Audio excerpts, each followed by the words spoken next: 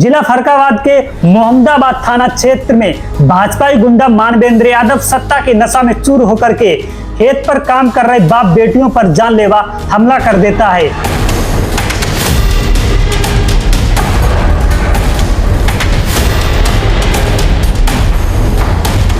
फरकाबाद के सांसद मुकेश राजपूत का आरोप है कि वो समाजवादी गुंडा है। इतना समाजवादी पार्टी के लोग इस तरह से यहाँ पर गुंडे कर रहे हैं, लेकिन सच्चाई सामने आने के बाद पता चला कि वो भाजपाई गुंडा निकला, जिसकी कई भाजपा नेताओं के साथ फोटो सोशल मीडिया पर वायरल हो रही हैं। खुद फरकाबाद के सांसद मुकेश राजपूत के साथ भी उसकी फोटो वायरल हो रही है।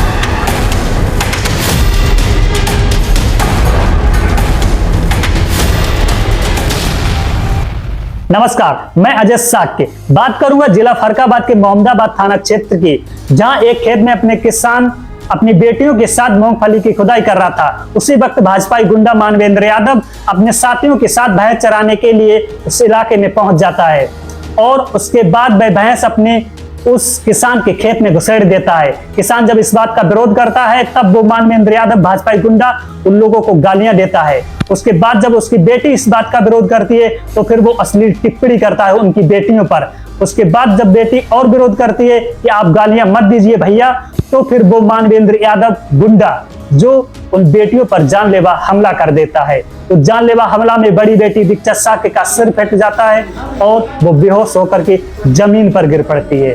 ये सारी घटना जब गांव वालों को पता लगती है तब तक आरोपी वहां से मौके से फरार हो चुके होते हैं। घायल अवस्था में बेहोश पड़ी बड़ी बेटी दीक्षा साक्य को जिला फरकाबाद के लोहिया हॉस्पिटल के अंदर भर्ती करवाया जाता है, जहां उसके सिर पर गंभीर चोट आने के कारण 10 से 15 टांके सिर में लगाए गए और इलाज करने के लिए कोमा में भर्ती कर दिया गया था। राम सिंह का बड़ा बेटा यानी कि दीक्षा साक्य का बड़ा भाई एफआईआर दर्ज कराने मोहम्मदाबाद थाना क्षेत्र में पहुंचता है, जहां पुलिस उसकी एफआईआर दर्ज करने में हरकतें करती है, 3 घंटे तक नौटंकी करती है। तो जाकर के कहीं अपने अकॉर्डिंग पुलिस एफआईआर दर्ज करती है। उसके बाद पुलिस 2 आरोपियों को गिरफ्तार करती है और मुख्य आरोपी उसकी गिरफ्त से फरार रहता है। जिन 2 आरोपियों को मोहम्मदाबाद की पुलिस ने गिरफ्तार किया था उन आरोपियों को वो पुलिस रिहा कर देती है, अर्थात उन्हें जमानत दे देती है। मैं मोहम्मदाबाद की पुलिस से सवाल करता हूं कि एक तरफ उस बेटी जो गंभीर हालत में लोहिया हॉस्पिटल में भर्ती है, तो दूसरी तरफ इन आरोपियों को रिहा कैसे कर दिया जाता है, जबकि मुख्य आरोपी मानवेंद्र यादव को गिरफ्तार तक नहीं कर पाती है। उसके बाद वही मुख्य आरोपी मानवेंद्र यादव जो कि भाजपाई गुंडा है, वो अपने साथियों के साथ उसी लोहिया हॉस्पिटल के अंदर दस्तक देता है। बेटी बताती है अपने बड़े भाई को कि यही मानवेंद्र यादव है, इसी ने हम पर जानलेवा हमला किया। तब तक वो आरोपी वहां से फरार हो चुका होता है। लेकिन यहाँ पर एक सवाल बनता है, ये एक गंभीर जांच का विषय भी है कि वो आरोपी के हौसले इतने बुलंद कैसे हो गए कि वो लोहिया हॉस्पिटल के अंदर दस्तक दे गया और वो किसके इशारे पर उस लोहिया हॉस्पिटल के अंदर घुसा और वो उसको किसने बताया कि इस वार्ड रूम के अंदर ही दीक्षा साक्य भर्ती है। उसे पुलिस प्रशासन पकड़ने में नाकाम कैसे रही, जबकि वो तो खुलेआम सरेआम घूम रहा है। आखिर वो गुंडा किसकी छत्रछाया में पल रहा है? कौन है वो दरिंदा जो इस मुख्य आरोपी को बचाने की कोशिश कर रहा है? जब मोहम्मदाबाद की पुलिस उस मुख्य आरोपी को गिरफ्तार नहीं कर पाती है और उसके बाद लोहिया हॉस्पिटल के अंदर अपने साथियों के साथ जब वो दस्तक देता है और उस बेटी के वार्ड रूम में जाकर के घुस जाता है जहां वो भर्ती थी, तो ये घटना देख करके प्रदेश के युवा साक्य संगठन के अध्यक्ष जो विवेक साक्य, उनका गुस्सा साथ में आसमान पर पहुंचता है और दूसरी तरफ आम आदमी पार्टी के जिला अध्यक्ष नीरज प्रताप साक्य, उनका भी गुस्सा साथ में आसमान पर पहुंचता है। वो अलग अलग समय पर जाकर के हॉस्पिटल के अंदर दस्तक देते हैं और बेटी की गंभीर हालत के बारे में जानकारी लेते हैं। उसके बाद डॉक्टरों को सख्त संदेश देते हैं और कड़ी चेतावनी देते हैं कि बेटी की इलाज में कोई भी लापरवाही न बरती जाए। फरकाबाद के माननीय सांसद मुकेश राजपूत जी लोहिया हॉस्पिटल के अंदर दस्तक देते हैं और पीड़ित परिवार को उनकी मदद करने का आश्वासन देते हैं और साथ खड़े होने का उन्हें एहसास दिलाने की कोशिश करते हैं। मगर सांसद महोदय जी, उस परिवार को आपके आश्वासन की जरूरत नहीं है, उस परिवार को आपके आदेश की जरूरत है। दीजिए वो आदेश अपने फरक्काबाद पुलिस को, जो मुख्य आरोपी को गिरफ्तार करने में हिचकिचा रही है, जो मुख्य आरोपी के साथियों को पकड़ करके जमानत दे देती है।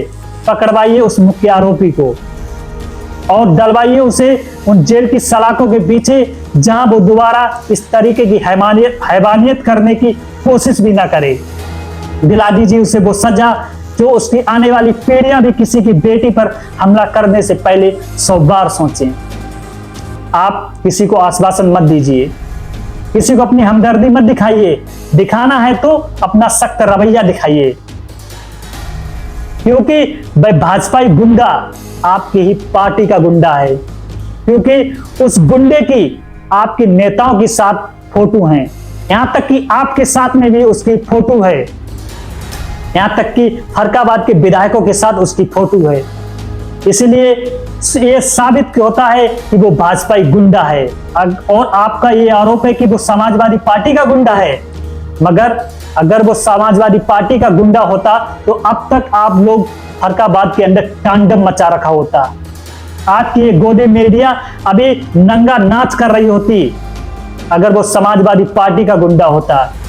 सच तो ये कि ये बस भाजपाई गुंडा है, इसलिए आप अभी तक आपकी फरक्काबाद की पुलिस उसे पकड़ने में नाकाम साबित हो रही। मुकेश राजपूत जी अपनी हमदर्दी दिखा करके लोहिया हॉस्पिटल से चले जाते हैं। उसके बाद एंट्री होती है अंतर्राष्ट्रीय cancer surgeon doctor Naval Kishore साख की, जो कि फरक्काबाद लोकसभा के समाजवादी पार्टी की तरफ से पूर्व प्रत्याशी भी रह चुके हैं। उनकी एंट्री होती है लोहिया हॉस्पिटल के अंदर पूरे पीड़ित परिवार के साथ और वो उस पीड़ित परिवार से मिलते हैं, पूरी घटना की जानकारी लेते हैं और डॉक्टरों की तरफ से जांच की गई रिपोर्टों की जांच करते हैं और उस पीड़ित लड़की की तबीयत को देखते हैं। जहां लोहिया हॉस्पिटल के डॉक्टरों की तरफ से लापरवाही के चलते उस बेटी की हालत इतनी गंभीर हो गई कि वो अपनी जिंदगी से जंग लड़ने लगी। उसके बाद रिपोर्ट उन्होंने चेक की, जिसमें गंभीर लापरवाही के चलते उस बेटी की हालत दिन प्रतिदिन बिगड़ती चली जा रही थी। पीड़ित परिवार से बात की डॉक्टर नवल किशोर साख ने और उसके बाद डॉक्टर नवल किशोर की पैरवी पर ट्रामा, जो नकलों का सबसे बड़ा हॉस्पिटल है, उसमें उस लड़की को भर्ती करवाया गया डॉक्टर नवल किशोर की पैरवी पर। और उन्होंने उस पीड़ित परिवार को पूरी तरीके से उस बेटी का इलाज कराने के लिए आर्थिक मदद करने का भी आश्वासन दिया। उम्मीद करते हैं कि इस वीडियो से हमारी बहन दीक्षा साख को न्याय मिलेगा, मुख्य आरोपियों की गिरफ्तारी होगी और भाजपाई नेताओं के चेहरे बेनकाब होंगे, जिन्होंने अपनी छत्र छाया में इस मानवेंद्र गुंडे को पाला था।